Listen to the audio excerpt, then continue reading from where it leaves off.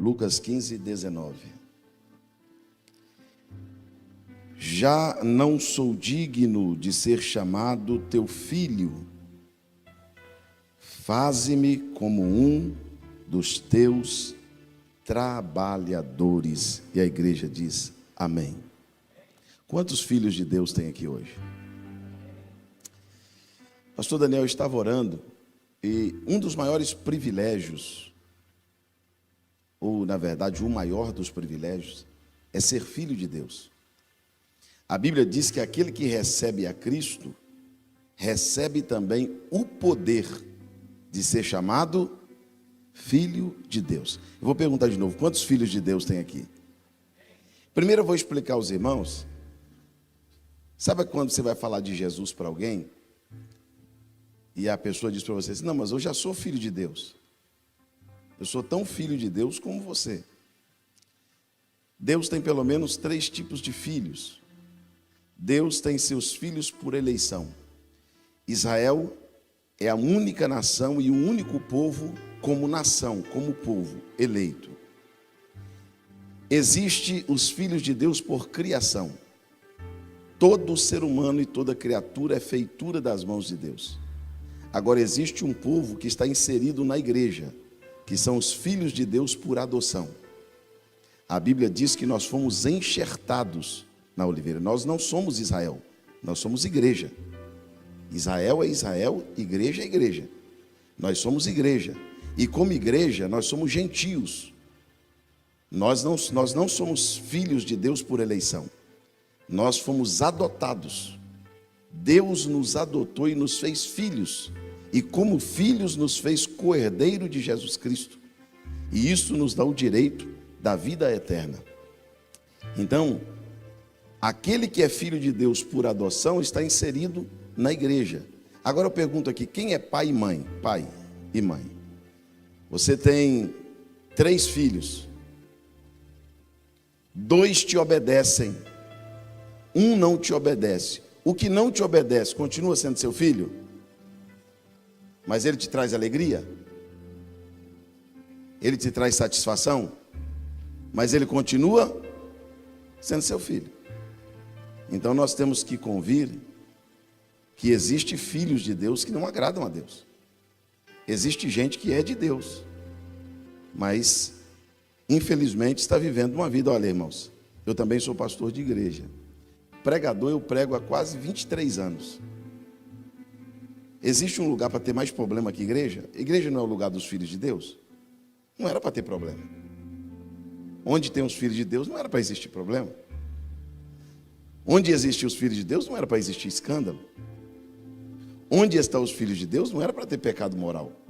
Onde estão os filhos de Deus não era para ter falta de fé. Por quê que acontecem tantos problemas entre os filhos de Deus? Porque mesmo sendo filho de Deus eu erro tanto? Por que mesmo sendo filho de Deus algum pecado ainda me vence? Por que sendo filho de Deus eu consigo ser desobediente ao meu Deus? Irmãos, existe um pai melhor que Deus? Existe um pai tão bom quanto Deus? Existe um pai tão misericordioso quanto Deus? Não tem. Mas o filho pródigo, a Bíblia, quando Jesus fala da parábola, Jesus deixa bem claro que ele está tratando de um filho. E ele vai falar de 2, ele vai falar de um mais velho e de um mais moço. E ele diz que o mais moço, na parábola, toma algumas atitudes, e é justamente sobre essas atitudes que eu quero falar. Quem quer ouvir a palavra diz amém. Pastora Juliana, o filho pródigo, ele representa a nova geração. Porque Jesus fala de um filho mais velho e um filho mais novo. O mais velho é mais experimentado, é mais experiente, viveu mais, tem mais história. Apesar dos erros que o mais velho também tinha, ele nunca saiu de casa, ele nunca deixou o pai. Ah, pastor, mas ele tinha medo do pai, mas mesmo assim ele sempre ficou em casa. Agora, e o mais novo? O mais novo passou a ter alguns problemas, assim como a nossa geração, a nova geração está tendo. O filho mais novo, ele tinha uma cabeça mais aberta, ele tinha uma mente mais aberta, ele tinha mais acesso a informações, provavelmente ele tinha até mais conhecimento que o irmão mais velho. É tão fato isso, Que pastor Daniel, ele sabia quanto da fazenda lhe pertencia. Ele era um camarada bom de cálculo. Ele conhecia o que poucas pessoas conhecem. Ele conhecia de direitos. Ele chegou para o pai e disse assim: olha, eu sei que eu tenho direito nisso aqui. Eu sei que uma parte disso aqui me pertence. O filho pródigo, esse menino mais novo, ele conhecia os seus direitos, ele sabia aquilo que lhe pertencia. E ele era muito inteligente. O que ele era, irmãos?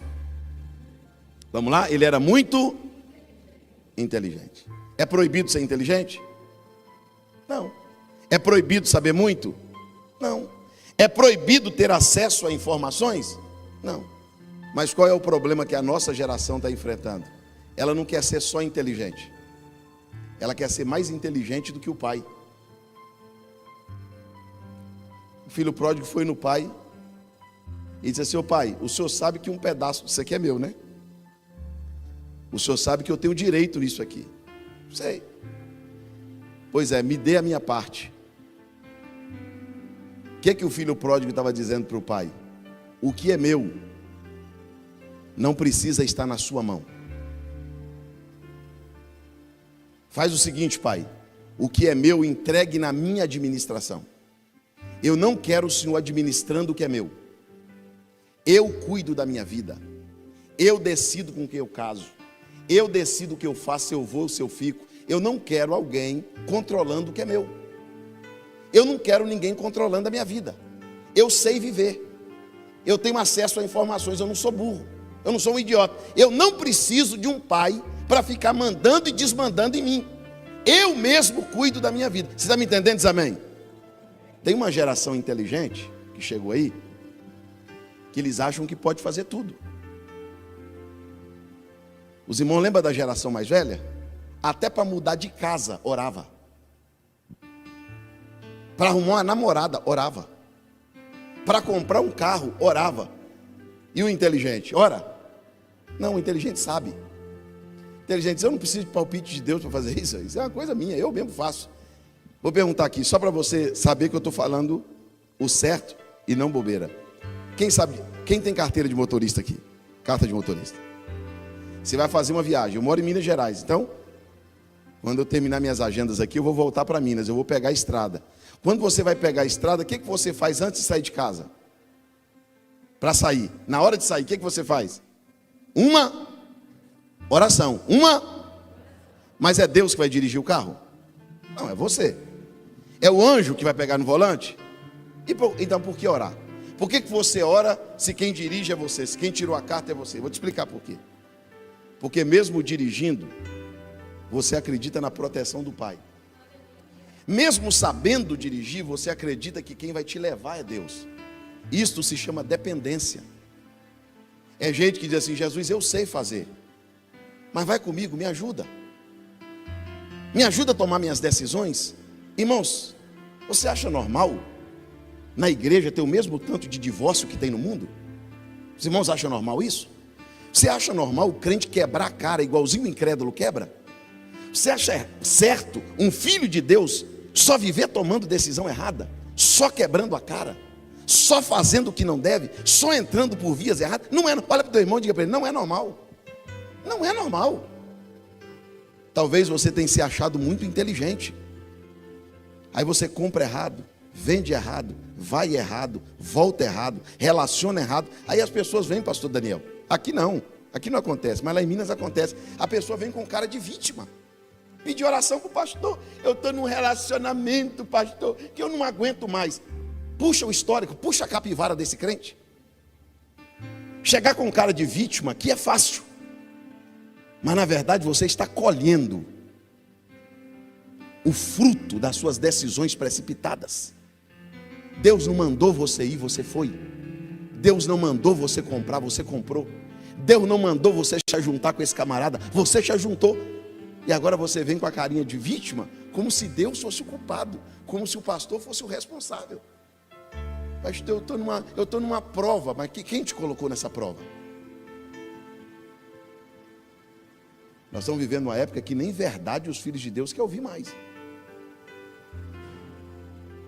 Seja inteligente, mas não seja mais inteligente do que Deus. Quem depende de Deus aqui? Levante as mãos. Não, bem alto, levante as duas mãos aos céus. A família é sua, a empresa é sua, o carro é seu, mas deixa na administração de Deus. Deixa Deus controlar a tua vida, deixa Deus controlar a tua família.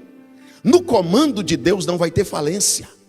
No comando de Deus não vai ter destruição. Entrega. A Bíblia diz no Salmos 30, verso 5, entrega o teu caminho ao Senhor. Entrega. Sabe o que é isso? É você deixar Deus na administração, Deus no volante, Deus no comando. Quem concorda que Deus deve estar no comando? Aqui nunca aconteceu, mas lá em Minas eu moro numa cidade interior e acontece muito. A menina chega arrastando, uma menina de 18 anos chega arrastando 3 crianças na igreja. O olho roxo, o marido na biqueira, o outro no bar. Aí ele chega, normal, pastor, ora para Jesus restaurar minha família, eu estou sofrendo, eu estou apanhando. Aí você para, conta a tua história para mim. Quando você tinha 14 anos de idade, como você tratava a sua mãe? Quando você tinha 15 anos de idade, como era a sua atitude com seus pais? Você obedecia a teus pais? Quando teu pai dizia assim, não vai para o funk não, não vai para a balada não, não vai tomar cachaça não, não namora com esse camarada não, você obedeceu? Não, eu não obedeci. Falei, então filho, agora tem que esperar Jesus resolver. E às vezes demora. Às vezes demora 30, 40 anos, tem vezes que nem resolve. Tem uma geração de filhos que quer ser mais inteligente que os pais. Você chega, minha filha, não é assim. Mãe, a senhora é de outra época, vai cuidar da sua vida. Ô pai, não é assim. Minha filha, meu filho, vem cá, deixa eu te ensinar. Não, pai, isso é da época do senhor. Não tenta me ensinar não, que vai dar errado. Cuidado. Seu pai já viveu mais do que você. Seu pai passou por um caminho que você não passou. Quem está te dando conselho, está te dando conselho porque tem mais experiência. Mas o sabidão não ouve ninguém. O sabichão não ouve conselho. O sabidão, você fala com ele, diz, eu resolvo.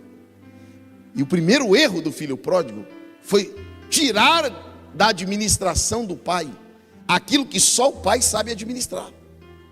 Mas não ficou só nisso não. Quem está entendendo a palavra diz amém. Pastor Daniel, agora o filho pródigo comete um segundo erro que alguns crentes estão cometendo. Ele diz para o pai assim, olha, eu vou provar para o senhor que eu consigo viver longe de ti. Eu não preciso de igreja. O senhor está achando que eu preciso da tua casa? O senhor está achando que eu preciso de pastor? O senhor está achando que eu preciso de líder para ficar monitorando, mandando em mim, dizendo o que eu devo fazer? Eu não preciso disso não, eu vou me mudar daqui. Eu vou me mudar daqui. Por que você acha que tem pessoas que não querem batizar? Frequenta a igreja a vida toda, não quer passar pelas águas batismais. Ele não quer compromisso com o evangelho, irmão. A gente não pode ficar alisando essas pessoas não. Ele quer ser simpatizante do evangelho, ele não quer nascer de novo. Por que tem pessoas que não querem um compromisso sério com a igreja? Para não ter líder. Porque uma vez que ele se torna membro da igreja, o pastor pode admoestá-lo, exortá-lo, corrigir. E ele não quer. Ele diz, eu não preciso disso. Eu vou viver longe. E ele muda para longe do pai. Porque o segundo erro que alguns filhos de Deus estão cometendo é o erro de achar que vai conseguir viver bem longe do pai e da sua casa. Pastora Juliana, quando o filho desprezou a casa do pai e mudou para um país distante, ele estava desprezando o culto. Ele estava desprezando o sacerdote daquele lugar. Ele estava desprezando os ensinamentos que tinha naquele lugar. Sabe o que aquele filho perdeu e alguns perderam? Diga comigo assim, a alegria de estar na casa do pai. Conhece alguém que não tem mais alegria em igreja? Posso falar uma verdade? Falo ou não? Quando eu vejo os pastores fazendo o apelo, irmãos, para as pessoas virem para o culto, eu sinto pena. Meu coração dói. Pastor não tinha que pedir ninguém para vir para a igreja. Pastores não tinham que criar uma programação especial para te atrair aqui. O pastor da igreja não tinha que viver criando coisas para ver se você vem. Eles fazem isso porque eles já perceberam que muitos só vêm arrastado, só vêm empurrado, Tem que viver te chamando, mandando mensagem no teu WhatsApp. Tem que viver te pulverizando de informação. Tem culto, hein? Tem culto. Vai ter culto, hein? Não, mas você já sabe que tem culto. Você já sabe. Você sabe o dia do culto. Você sabe o horário do culto. Mas infelizmente muitos de nós não gostam mais de culto. Não gosta mais de igreja. Não gosta mais de congregar. Você acha que passar 2 horas na presença de Deus é um enfado. Tem gente aqui que se eu passar do horário, você vai levantar e vai embora. Tem pessoas aqui que se eu te cansasse, você levantaria dizendo: pastor, não estou aguentando, o culto está chato. O culto está chato, mas a tua novela nunca está chata. O churrasco que você vai nunca está chato. Quando você vai para o shopping, você passa 4, 5 horas andando, namorando as coisas nas lojas, nunca está chato. Agora o culto é cansativo. No culto você cochila. No culto você fica inquieto. No culto você fica perto. Por quê? Por quê? Por que tem gente que no culto não consegue cantar? Não consegue ouvir a palavra? Não consegue ficar... Por quê? Por que o culto não é leve para você? Por que o culto te cansa? Posso te falar a verdade? Quer ouvir? Diz amém. Você está perdendo gosto por igreja. Esse lugar aqui talvez não é mais aquele lugar onde a tua alma anseia. Talvez você já não pode dizer: me alegrei quando me disseram, vamos à casa do Senhor. Talvez você já não pode mais dizer, como o salmista diz no Salmo 84, a minha alma e até a minha carne anela pelos teus átrios, ó Senhor dos exércitos. Quando ele entra no santuário, ele diz: até o pardal encontrou uma casa, e a andorinha ninho junto aos teus altares. Aí o salmista vem no Salmo 27 e diz: uma coisa pedi o Senhor, e eu a buscarei. Eu quero morar na casa do Senhor. Levanta comigo as suas mãos ao céu. Só quem ama a casa. Só quem ama a casa. Uma coisa eu pedi o Senhor e a buscarei. Eu quero morar. Eu quero que estar na casa do Senhor todos os dias, para contemplar a formosura do Senhor e aprender no seu santo templo. Quantos amam a casa de Deus? Diga glórias a Deus. Ame a Deus. Ame a sua casa. Meus irmãos, nós não deveríamos insistir com ninguém para ser dizimista e ofertante. É uma questão de consciência, de princípio. Pastor não devia pedir para ninguém: irmão, não cola o chiclete debaixo da cadeira não. Porque quando você vai na casa da tua mãe e do teu pai, você não cola o chiclete lá. As pessoas estão tão desgostosas de igreja. Se você for em alguns países da Europa,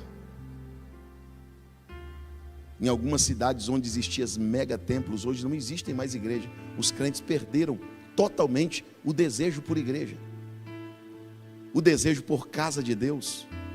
O filho pródigo perdeu a alegria pela casa do pai. Tem gente achando que está pagando uma dívida com Deus em congregar, que ele está fazendo um favor para o pastor da igreja em congregar.